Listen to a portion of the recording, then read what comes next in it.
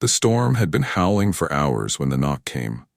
Kalen had just thrown another log onto the fire and was about to pour himself a mug of the bitter bark tea he drank when the wind turned strange. It wasn't the sound of trees creaking or branches snapping. It was rhythm.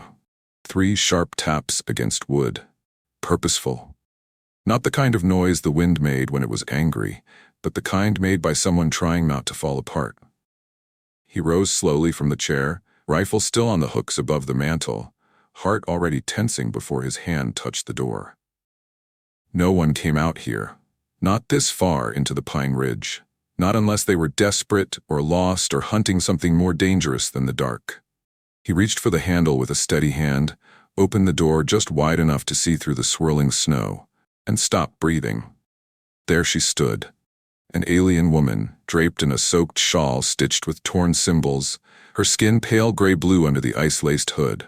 Her lips were cracked, her cheeks hollow, but her eyes, wide and gold and filled with something raw, met his without shame. She didn't say a word. She didn't have to. Not when Kalen's gaze dropped to what she held against her chest. A child. Small. Barely wrapped in fabric. Face pressed into her mother's collarbone. Not crying. Not moving. Kalen pushed the door open wide without another word and reached out with his gloved hand. She hesitated for half a breath before stepping inside. The wind slammed the door behind her, but neither of them flinched. He moved fast, guiding her to the fireside, grabbing dry linens, the emergency thermal blanket he kept in the storage trunk, and the iron pot still warm on the stove. He didn't ask questions. He didn't ask names. He only did what his instincts told him to do when someone was dying and hadn't yet given up. She sank to her knees on the rug, cradling the child with trembling arms. Kalen knelt beside her, placing the blanket gently around them both. He reached into the folds and felt for life, found it. A tiny heartbeat, faint but steady. The child stirred and made a sound, something between a breath and a question. The woman turned to Kalen, her voice a rasp. "She hasn't eaten in 2 days." Kalen rose, ladled warm broth into a wooden bowl, and handed it down with care. She sipped first, testing it, then let the child taste. It was slow, a few sips, but enough. "Name?" he asked softly. The woman blinked. "Valari." "Kalen." She repeated it almost to herself like she was trying it on her tongue. "Kalen." The child stirred again. Valari rocked her gently, whispering words he didn't know. Kalen sat back on his haunches and watched, not with suspicion, but with quiet recognition. There was no one else coming for her, and there was no part of him willing to let her go. Kalen had never seen a child so small hold silence like armor. The little girl, Tessa, Valari would say later, sat curled beside the fire with a blanket draped over her knees, her eyes following every movement he made like a scout waiting for danger. She didn't cry. She didn't speak. But her fingers curled tightly around the edge of her mother's tunic, and her gaze never left Kalen's face. He made food slowly, carefully. Sliced dried root vegetables, reheated a strip of smoked venison, added marrow to the broth for strength. Valari never asked what anything was. She just watched, her posture never fully relaxing, but her breathing slowing the longer she stayed in that room. The cabin wasn't large, a single main room with a kitchen corner, a sleeping nook curtained off by heavy wool, and a workbench cluttered with tools. But to Valari, it must have felt like a fortress. Somewhere with walls that didn't let death slip through the cracks. Kalen set the bowls down without ceremony, one in front of her, one for the child, a third for himself. "Eat slow," he said. Valari nodded and did as she was told. Tessa didn't eat until her mother coaxed the spoon to her lips, then a second, then more. Her cheeks began to pinken with warmth, and Kalen could swear her shoulders dropped by a fraction. "I didn't think we'd make it past the ridge," Valari whispered after a long silence. Kalen stared at the fire. "What drove you up here?" She hesitated, then said, "The kind of people who don't let mothers keep their daughters." Kalen said nothing, but she could see the way his jaw tightened. "They told me she wasn't pure enough," Valari added. "Too much of me, not enough of them." "And you ran," Kalen murmured. "No," she said, turning toward him. "I fought, then I ran." He looked at her, and for the first time she didn't look away. Something passed between them then. Not trust, not yet, but something quieter. Acknowledgement. Two creatures who had both survived the kind of moments that don't leave scars on skin but carve them into soul. Kalen stood and reached for the storage trunk again, pulling out more blankets, thick wool-lined garments stitched by hand. He handed them over. Valari took them gently, unfolding one to see it was small, child-sized. She looked up. "You had a child?" "No," he said, "but I hoped someday." Her hands trembled then, and she pressed the garment to her chest like she didn't know what else to do. Tessa fell asleep shortly after, curled in the folds of warmth and firelight, the sound of wind muffled now by walls she could not name, but felt were stronger than stone. Kalen offered Valari the bed. She shook her head and instead laid beside her daughter, arms wrapped protectively, eyes still open, even as exhaustion pulled at them. He sat nearby, a rifle across his knees, and didn't sleep either. There were things in the woods that watched the dark, but they would not reach her now. Not while Kalen breathed. The storm didn't end. It only shifted. By morning the snow had calmed, but the wind had turned sly, curling through the treetops like it was listening. Kalen stood at the edge of the porch, wrapped in his oilskin coat, watching the horizon where the sun should have risen but never quite did. He knew this kind of silence too well. The kind that doesn't come from peace, but from predators hunting with patience. Behind him, the cabin stirred with life.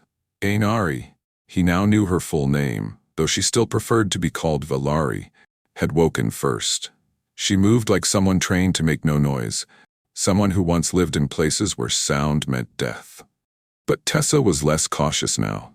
The little girl had started humming a simple three-note tune as she played with a tin cup by the fire, smacking it lightly against the floor like it was part of a song only she could hear. Kalen had heard that tune before, not in melody, but in rhythm. 3 sharp pulses, the same cadence the perimeter sensors used before they were disabled. He knelt in the snow, eyes narrowing, footprints. Fresh.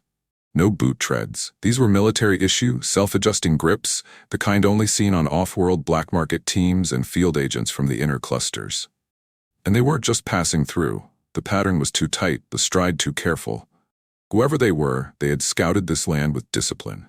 He went back inside, stomping the snow off his boots, rifle already in hand. Valari turned the moment she saw his face. "How close?" she asked.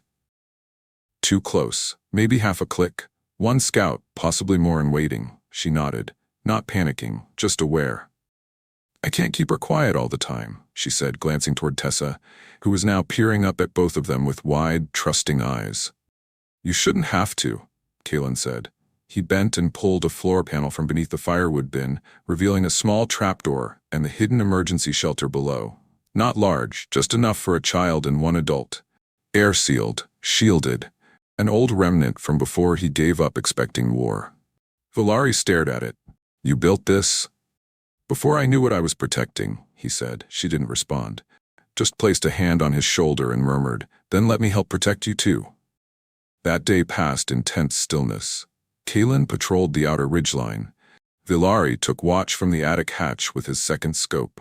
They didn't speak much, but they didn't need to. Every breath between them had begun to sink in rhythm. Trust built not on stories, but on how people stand in danger and do not leave. At dusk, they heard the movement. Someone stepped on a frost-covered branch, too heavy, too slow. Not animal. Kalen crouched low, rifle steady, eyes on the brush to the north. Valari whispered beside him, "Their tech won't scan this place. But they're not looking with machines now. They're hunting by scent, habit. They know how I think. Then we make them forget."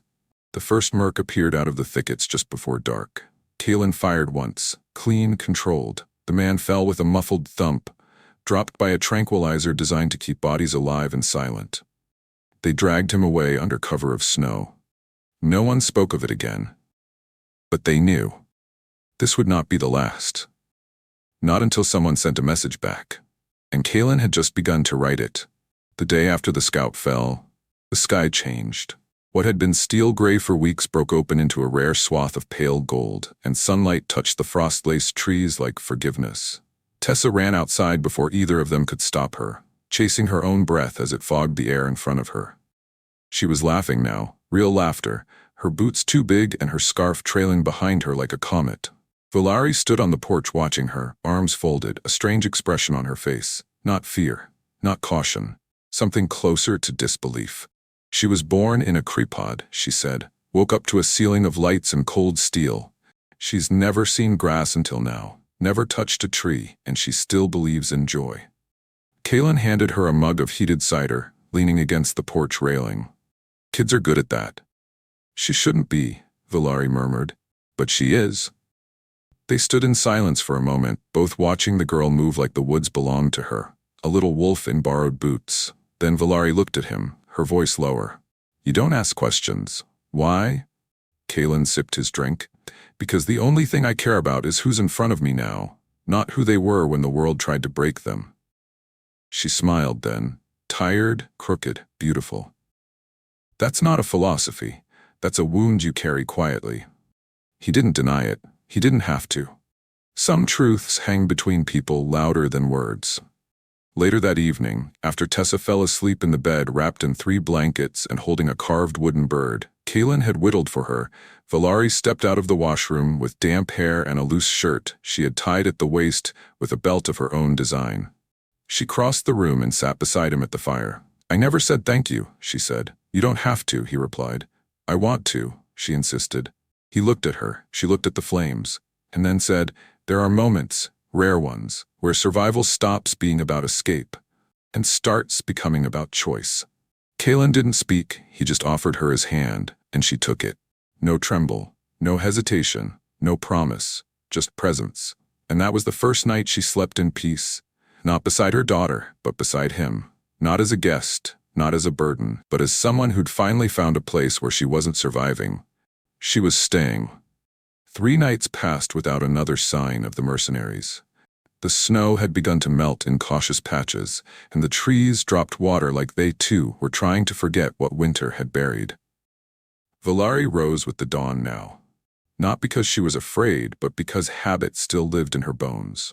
Her mornings were quiet rituals, checking the fire, boiling water, kneeling beside the sleeping form of her daughter to brush back tangled hair with calloused fingers that had once dismantled war machines. Now she plaited braids, tied knots in warmth. Kaylin spent those mornings at the edge of the clearing, inspecting the ground for signs of breach. Every step, every snapped twig told a story, some old, some fresh. On the 5th morning, he found footprints again. Not mercenary boots this time, something lighter, barely registered, but precise, a scout, different from the last. Kaylin followed the trail for only a short distance, just enough to confirm the truth he already feared. They were still circling, still watching, still waiting for the right moment to strike, not to reclaim. No, this felt more like containment, like whoever had sent the team didn't want Villari back. They just didn't want her anywhere. He returned to the cabin with his coat wet and brow furrowed, and Villari met him in the doorway with that gaze she wore when she knew something was coming long before anyone else did. You found them again, she said. He nodded. 1. Then there are more. He looked at her, her jaw set, eyes bright. I can leave, she said, sudden and sharp. You and Tessa stay here. You'll be safer. Kaylin didn't respond right away. He walked to the table, placed down the scavenged remains of a comm device he'd found snagged on tree bark, and turned back to her. I didn't dig you and your daughter out of the snow to send you back into it. If they want a war, they'll get one, but not from you. Not anymore. She opened her mouth, closed it, then stepped forward. Her hand reached for his, fingers tight with frustration, fear, and something deeper. I can't lose this, she said. I finally have something that feels real. Kaylin didn't flinch. You won't, he said. Not while I'm breathing. That night, they prepared. Kaylin wired the trees with motion lures and fire traps built from old mining charges. Villari activated a stolen satellite ping that would mimic their heat signature 2 kilometers away. They knew it wouldn't stop a real unit, but it would buy them time. And in this kind of fight, time was the difference between surviving and making a memory of survival. They ate in silence, seated together on the floor near the hearth, while Tessa slept in the crook of a thick wool blanket, one hand clinging to the wooden bird Kaylin had made. Villari leaned against him, head on his shoulder. You know, she murmured, this place, it doesn't feel like a hiding place anymore. Kaylin looked at her. It feels like a beginning. Outside, the forest held its breath. And in the quiet, two warriors chose to become something more than survivors. They chose to become home. It began just after moonrise. A flicker in the trees, too fast for a casual eye, too smooth for any animal to make. Kaelin was already outside, crouched in the blind near the southern ridge, rifle trained on the far opening of the trail. Valari remained on the roof with the long-range scanner she'd salvaged from the wrecked beacon, her eyes glowing faintly from the thermal scope's backlight. Tessa remained below in the hidden cellar, calm, sleeping, even. They had built this moment for her. The first shot wasn't from Kaelin. It came from the tree line, an energy bolt, precise, aimed directly at the porch. The blast cracked against reinforced siding, sending sparks hissing into the snow. Kaelin moved without sound, adjusted, aimed, and fired. His shot didn't miss. One merc dropped. The forest shifted. 3 more emerged from concealment, wearing black armor laced with the insignia of off-world contractors, not bounty hunters, eradicators. This wasn't about recovering Valari anymore. This was about removing her. He cursed and signaled to the rooftop with a flick of light. Valari understood instantly, ducking low, pivoting to activate the secondary trap grid. Blue flame erupted from beneath the mossy snowpack, hurling 2 of the pursuers off their feet and into the trees. The last one didn't fall. He kept coming, shielded, fast, brutal, cutting across the field with a shock rod ready to pierce flesh and armor alike.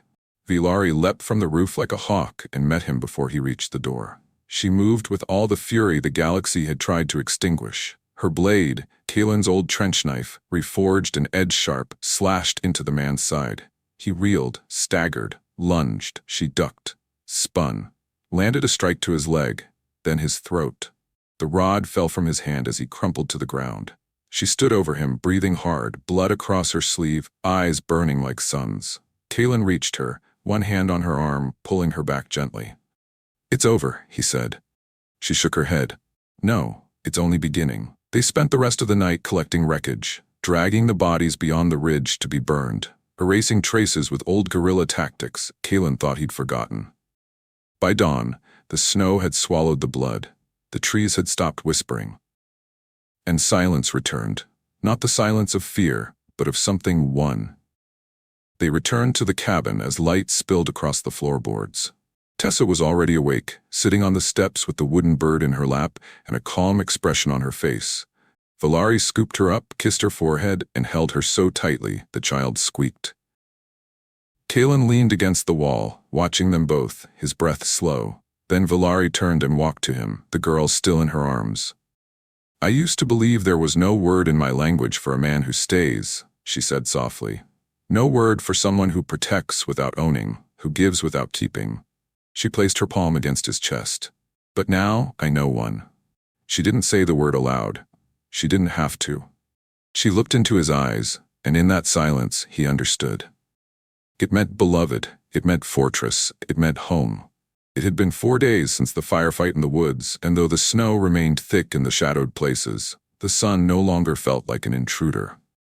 It came with softness now, filtering through the pine canopy and warming the old wood beams of Kaelin's cabin, touching the windows in streaks of gold that had not visited that home in years. The scent of smoke no longer came from burning wreckage, but from fresh bread Kaelin had pulled from the iron stove, its crust flaking perfectly in his calloused hands. Valari laughed as Tessa chewed with her mouth full, head tilted sideways to get a better view of the birds Kaelin had taught to return to the porch railing. Their calls filled the air with simple music, and Tessa hummed along, nose stained with flour and honey, one finger still gripping the wooden bird she'd refused to part with since the night it had been carved. Kaelin watched them from the corner of the room, leaning against the doorframe with quiet eyes and a heart fuller than he was used to admitting.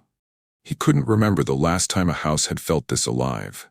It didn't creak with loneliness anymore. It didn't hum with ghosts. Now it breathed, slow and deep, like a body finally waking from a long sleep. Valari had begun to change too. Not in her posture. She still moved like someone trained to assess every angle, but in her ease. She sang now, sometimes when she thought no one was listening. Soft phrases in her native tongue, rhythmic, unfamiliar, but beautiful. Her voice had once been a weapon. Now it was a balm. Keelan never interrupted. He just stood close enough to remind her she didn't have to sing alone. She repaired the attic, not because it was broken, but because she needed something to build with her hands. She reinforced the supports, sanded the railings, installed glass she salvaged from the downed scout ship's visor. She said it would be Tessa's room when she was older, high and bright and safe from everything below. Keelan had offered to help. She'd only smiled and said, "You already did the hardest part. You stayed." That night, the three of them sat by the fire, while snow fell in a soft hush outside. Keelan read from an old book, one of the few stories he still remembered from the colony schools. Tessa rested her head against Valari's side, drowsy and warm, and somewhere in the middle of the third page, Valari slid her hand into Keelan's. He kept reading, not because the story mattered, but because it felt like something solid in the air. Something good. Something earned. And as the fire flickered low and Tessa drifted to sleep, Valari whispered the words in her own language that meant, "This is ours now." She said them without fear, without doubt, and Keelan closed his eyes for a moment and let the truth of it settle in his chest. They had survived war, but more than that, they had grown beyond it, and the walls of the cabin, old and scarred, finally felt wide enough to hold a future. It was spring when they came, not in darkness or silence this time, but in the midday brightness of a clear sky, with birdsong on the wind and fresh shoots breaking through the frost-hardened soil. Tessa was outside chasing the foxbirds along the fence line, her laughter ringing clear across the glade. Keelan was tending to the garden with a rusted hoe and more optimism than farming experience. And Valari was perched on the porch rail, sharpening her blade in the sun, her hair tied back in a way that made her look like a woman carved from stone and starlight. The first drone didn't hide. It hovered just above the treetops, sleek and silver, spinning a soft whirring song as it cast its scan over the field. Keelan spotted it immediately. His hand tightened around the hoe, then relaxed. He looked up and locked eyes with Valari. She had already seen it too. Her posture didn't change. Another drone followed. Then a ship, a courier, not a warship, cut across the clouds and descended slowly, deliberately, kicking up dust as it settled in the clearing with a gentle hiss. Keelan motioned to Tessa, who came running on instinct, her little legs fast and practiced. He lifted her into his arms, and she buried her face against his neck. Valari stood, blade now sheathed at her hip, and waited with the patience of a queen who had been chased before and no longer feared it. The ship's hatch opened. Out stepped a woman with a deep navy coat and a datapad in her gloved hands. No soldiers. No weapons drawn. "Valari of Solenthal," the woman said in a calm, practiced voice. "Your sentence was dissolved 6 months ago. The regime that condemned you has collapsed. You are a free citizen under the new accord." Valari didn't respond. The woman continued. "Your daughter is no longer classified under restricted lineage. You've been offered restoration of title, should you choose it." Silence stretched. Then Valari stepped forward. "No," she said. "I've already claimed something better." Keelan blinked, and the officer tilted her head. "I'm not returning to systems that forgot I was alive," Valari continued. "Not when I found a place that taught me how to live again." The woman on the landing pad studied her for a long moment. "So you're staying in exile?" Valari smiled, not with bitterness, but with quiet fire. "This is not exile, this is home." Keelan stepped up beside her, Tessa still in his arms, watching all of it without fear. The woman gave a single nod. "Then I'll record you as a voluntary sovereign. Your territory will be left alone." And just like that, the ship lifted off. No argument, no fight, no threats, only sky. And in the silence it left behind, Valari turned toward Keelan, touching his shoulder, her other hand brushing Tessa's hair. "That was the last shadow," she said. Keelan nodded. "Then let's plant something where it fell." She smiled. And they went back to the soil, to the cabin, to the slow and steady life they had built. Not as fugitives, not as warriors, but as something more powerful than either. Family. Time didn't pass quickly after the courier ship vanished. It didn't rush or announce itself with calendar flips or loud declarations. It passed quietly, like roots pressing through old earth, like sun soaking into the bones of a house that had once braced against silence. There was no more war to prepare for, no patrols to wait up for, no footsteps in the woods that needed checking. There was only growth and breath. and the sound of 3 lives learning how to live as one. Valari no longer woke up scanning shadows for danger. Her reflexes had softened, not with dullness, but with peace. She still trained every morning by the stream, blades in hand, breath controlled, movements clean and elegant like a dance forgotten by history. But now she did it with Tessa watching from the rocks, clapping whenever her mother landed in a perfect stance. Kalen, always nearby, tended the garden, his hands dark with soil, his sleeves rolled, his voice humming broken versions of old earth songs he barely remembered the words to. That garden became more than a place for food. It became a map of their seasons. Valari's herbs grew in the shaded corners, tight coils of scent and color from distant planets she barely spoke of. Kalen's rows were awkward and crooked, but full of heart. Root vegetables, grain grass, 3 stubborn corn stalks that refused to grow straight. Tessa added her own mark. Little signs made of bark and twine, with names only she understood. One plant was called Starleaf, another, Hope's Ear. She said the names came in dreams. The cabin itself expanded slowly. Kalen built a 2nd bedroom with his own hands, even though Valari told him they didn't need one. He said it wasn't about needing space, it was about giving the future somewhere to arrive. She kissed him for that. A long, quiet kiss just before dusk, when the wind settled and the birdsong thinned and the world felt newly born. Tessa grew.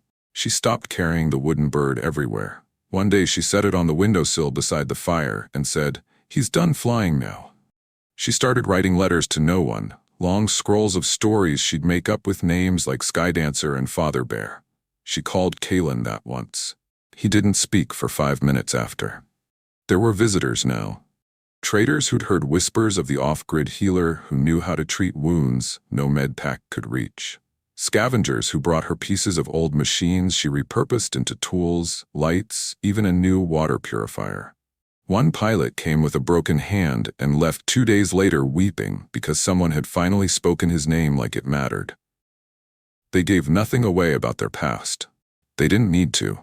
Their lives spoke for them. The way Valari watched the sky like it was a memory, not a threat. The way Kalen never let anyone walk too far alone in the woods. The way Tessa always offered her chair to guests without being asked. Spring turned to summer, and with it came the first clear night in years without wind or cold. Kalen lit a fire outside, and the 3 of them sat on a handmade bench wrapped in old blankets, watching stars. "Tell me again," Tessa said, "how you found us." Valari smiled, leaned into Kalen's shoulder and said, "He didn't find us, little star." He answered, "We knocked," and he opened the door. Kalen took her hand, kissed the back of it and whispered, "I didn't save you. You gave me something worth staying for." Tessa grinned and nodded like she'd always known. Above them the stars pulsed, not with danger, but with memory, and something more ancient than fear. Belonging. Autumn came with gold in the leaves and a softness in the air that made every breath feel earned. Kalen awoke before the others that morning, as he often did, but not for patrol or worry. It was the day of the harvest festival, a tradition that wasn't tradition at all, just something he and Valari made up one year when the berries came early and the rains came late. But they honored it now.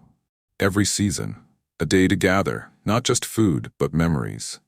He lit the stove while the cabin was still dark and placed a cup of steeped green root tea beside Valari's bed. She was already awake, eyes soft, lips curved in that quiet smile that said she had been listening to the breath of the world before he even stirred. Downstairs, Tessa was arranging her little table of gifts, shells, shiny metal scraps, and folded notes for the sky spirits. She was old enough now to climb the ladder without Kalen holding his breath. Old enough to ask why people came and went, but still young enough to believe that stars remembered the names of good people. By midday, neighbors from miles around had arrived. A human woman with a prosthetic arm brought fresh, spiced bread. A 3-eyed trader gifted a wind chime made from ship parts.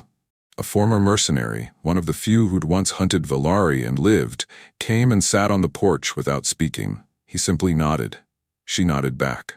And that was enough. Kalen watched it all with a quiet pride he never spoke aloud. Not because he didn't feel it, but because some things are too big to fit into words. He saw the way Vilari's eyes shone when Tessa introduced her to another child as my mother, who knows how to fix things no one else can. He saw the way people gathered around her, not out of awe or fear, but respect. Later, when the guests had gone and twilight wrapped the cabin in soft shadow, the three of them stood beneath the tree Vilari had planted behind the house years ago. The one Kaelin had helped dig the hole for in frozen soil, hands bleeding, breath steaming in the air. It had grown tall now, its trunk thick, its leaves glowing silver red in the moonlight.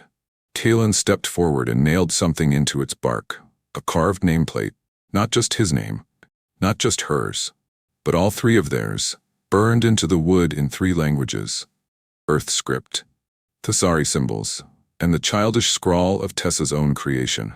He stepped back, looked at them. Vilari took his hand, Tessa held his other, and the wind passed through the leaves above them like a promise. Not a story of exile, not a story of rescue, but a story of what happens when the door opens and someone decides never to leave.